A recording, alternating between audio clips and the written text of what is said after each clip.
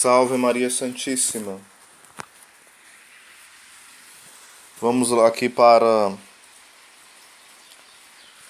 o sermão As Quatro Portas do Inferno de Santo Afonso de Ligório. Continuando.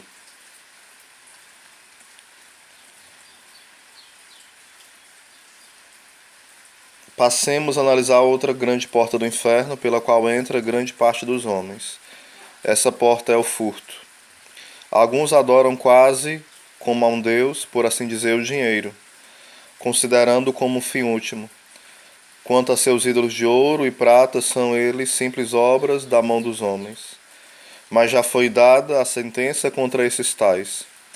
Nem os ladrões, nem os avarentos hão de possuir o reino de Deus. É verdade que dentre os pecados o furto não é o mais grave, mas diz Santo Antonino, é o pecado mais perigoso para a salvação eterna. Nenhum pecado é mais perigoso que o furto. A razão é que para obter o perdão dos outros pecados, basta o arrependimento. Mas no furto, não basta o arrependimento.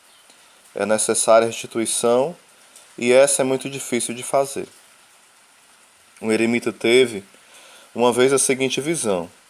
Ele viu Lúcifer no trono perguntando a um demônio por que tinha demorado tanto tempo para voltar.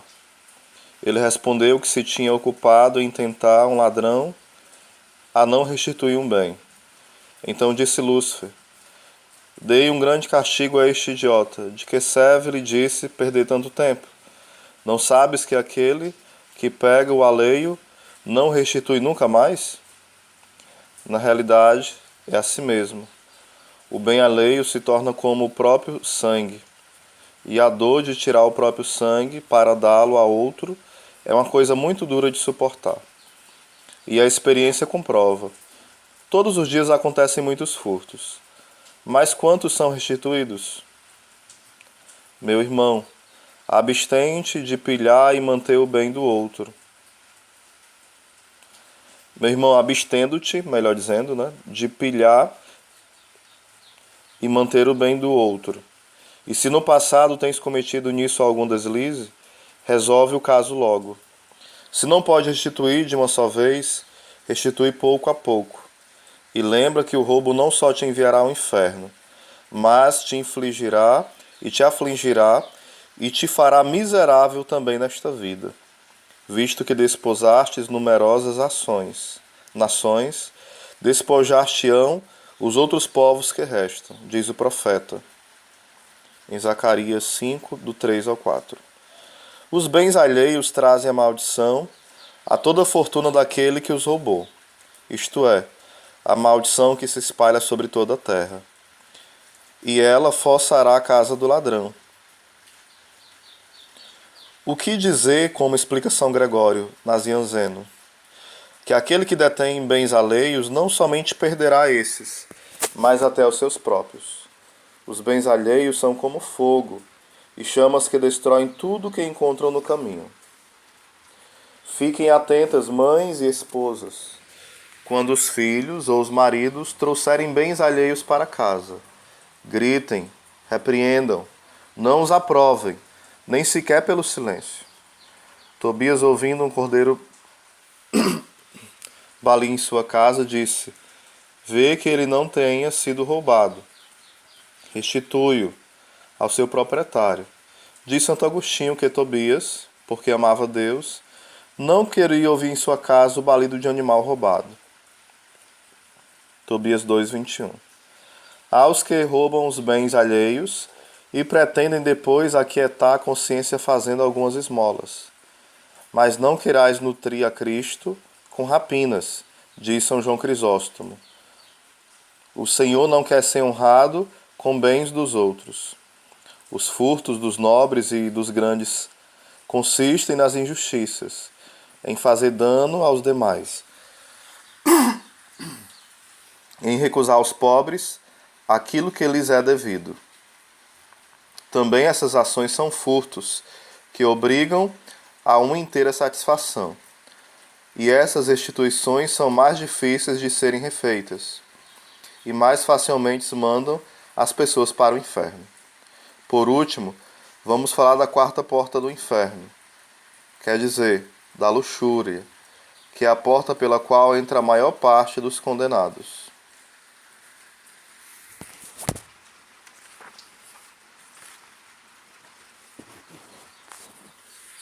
Alguns dizem, mas esse é um pecado pequeno. Pecado pequeno não é um pecado mortal.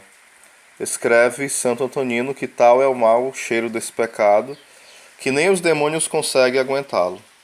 Diz o santo que quando tal feiura é cometida, ou fealdade, né? Até o demônio foge. Assim dizem os doutores em teologia, que certos demônios que foram superiores aos outros, lembrando-se de sua antiga nobreza, desdenham provocar a tentação deste asqueroso pecado. Ora, considera o mau cheiro com que se apresentará diante de Deus aquela pessoa que, assim como o cão volta sempre ao próprio vomito, como um porco joga-se e remexe-se sobre o esterco fétido desse maldito vício. Segundo Pedro 2,22. Aconteceu-lhes o que diz com razão o provérbio: o cão voltou ao seu vomito, e a porca lavada volta a remexer-se no lamaçal. Os mais luxuriosos dizem: Deus tem compaixão deste pecado, porque ele vê que somos de carne. Quando fala os luxuriosos, são aqueles que se entregam aos pecados contra a castidade, né? O que dizes? Deus tem compaixão deste pecado? Ora, saber-se como diz a Escritura, os castigos mais horrendos que Deus enviou ao mundo foram causados por este pecado. Diz São Jerônimo, lês que por nenhum pecado Deus se arrependeu de haver criado o homem, exceto pelo pecado impuro. O Senhor arrependeu-se de ter criado o homem na terra, como fala em Gênesis 6, né? 6, versículo 6 até o 12.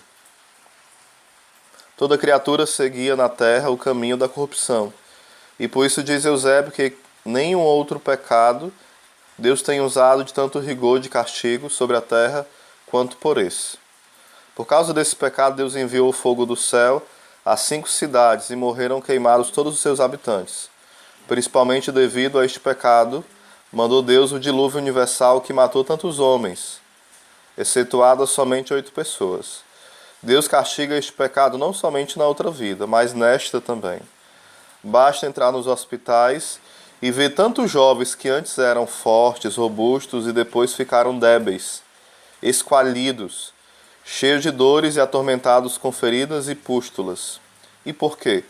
Por causa desse vício maldito. Por que tu me esquecestes e lançastes atrás das costas? Carregarás tu também o peso da tua criminosa prostituição. Ezequiel 23, versículo 35. Por que quisestes, diz Deus, esquecer-me e dar-me as costas, por um mísero prazer de teu corpo, quero que também nesta vida pague a pena de teus vícios. Deus tem compaixão desse pecado? Esse é o pecado que leva mais almas ao inferno. Diz São Remígio que a maior parte dos condenados está no inferno por causa desse pecado. Escreve o padre Signeri que este vício, assim como enche o mundo de pecadores, assim também enche o inferno de almas. E antes deles, São Bernardo havia escrito: esse pecado leva quase todo mundo ao inferno. E antes mesmo que São Bernardo, São Isidoro já falava: principalmente pela luxúria fica a humanidade sujeita ao diabo, mais do que por todos os outros vícios. A razão é que a inclinação natural da carne conduz a esse vício. E por isso São Tomás de Aquino, que de nenhum pecado o demônio se compraz, tanto quanto este o da luxúria. Porque a pessoa que cai nesse lodo infernal fica nele colocada, e fica quase incapaz de livrar-se dele. Nenhum pecado é tão tenaz quanto a luxúria, diz São Tomás de Villanova. Aliás, além do mais, esse vício apaga a luz do espírito, de modo que o impuro fica tão cego que quase se esquece de Deus.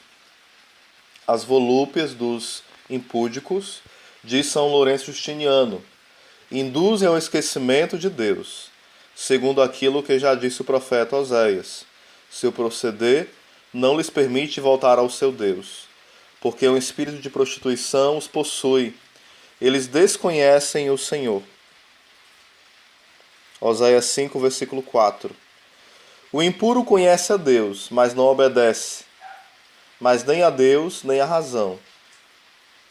Como diz São Jerônimo, mas não somente não obedece, como fica escravo dos apetites carnais e sensuais, e escravo das suas paixões. Não segue mais a Deus, mas são as paixões desordenadas que o conduz.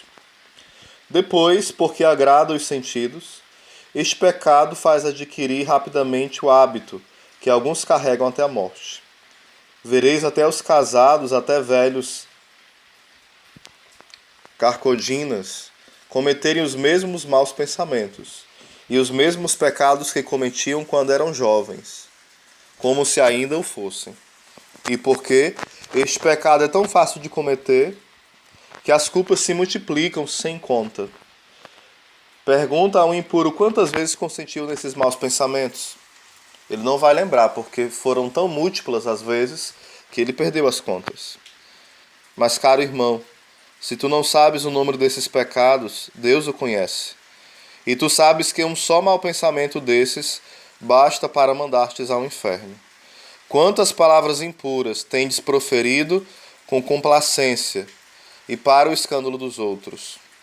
Depois dos pensamentos e das palavras passa-se aos atos.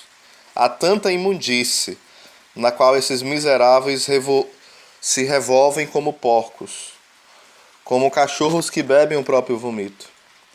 Mas, Senhor Padre, dizem eles, o que fazer com tantas tentações que me assaltam? Eu sou frágil, sou de carne. E posto que és frágil, por que não te recomendas a Deus, a Maria Santíssima, que é a mãe da pureza? Posto que és de carne, por que não te colocas voluntariamente em ocasião de pecado? Por que não mortificam os teus olhos, os teus sentidos? São Luís Gonzaga não levantava os olhos nem para olhar sua mãe carnal. Lembra-te que este pecado impuro muitas vezes leva também a outros pecados. Leva ao ódio, aos roubos, e especialmente às confissões e às comunhões sacrílegas, pela vergonha de confessar-se de imundícias terríveis. E de passagem escutemos como é particularmente pelos sacrilégios que chegam muitas doenças e até a morte. Diz o apóstolo, aquele que o come e o bebe sem distinguir o corpo do Senhor, come e bebe da sua própria condenação. 1 Coríntios 11, 30 e 1 Coríntios 11, 29. E depois acrescenta, esta é a razão porque entre vós há muitos adoentados e fracos, e muitos mortos. São João Crisóstomo explica esse texto dizendo que aqueles de que fala São Paulo são castigados com doenças mortais, porque recebem os sacramentos com má consciência. Meu irmão, se por acaso te encontras enlameado nessa matéria, eu não quero fazer você perder a confiança, mas te levantar, te dar forças para sair dessa sujeira infernal. Pede logo a Deus luzes. Estende a tua mão para Deus e clama misericórdia. A primeira coisa que deves fazer é se afastar e destruir toda ocasião deste pecado. Senão, são vãs todas as pregações, todas as lágrimas, propósitos e confissões. É necessário primeiro fugir da ocasião do pecado e recorrer à Mãe da Misericórdia, à Mãe da Pureza. Quando fores tentado, reze. Quando fores tentados nesse vício, não discutas com a tentação, porque é isso que o demônio quer. Mas invoca logo Jesus e Maria em teu auxílio. Esses nomes sacrossantos te darão o dom da fortaleza e vão extinguir o ardor infernal que arde em ti. Se o demônio continua a tentar-te, continua a invocar Jesus e Maria, que certamente não cairás. Para perder esse mau hábito, procura depois praticar algum ato especial de devoção a Nossa Senhora. O jejum aos sábados, beijar alguma imagem, fazer reverências, rezar as 3 Ave-Marias em honra da pureza da Virgem Maria, o Santo Rosário, e essa tentação cada vez ficará mais fraca.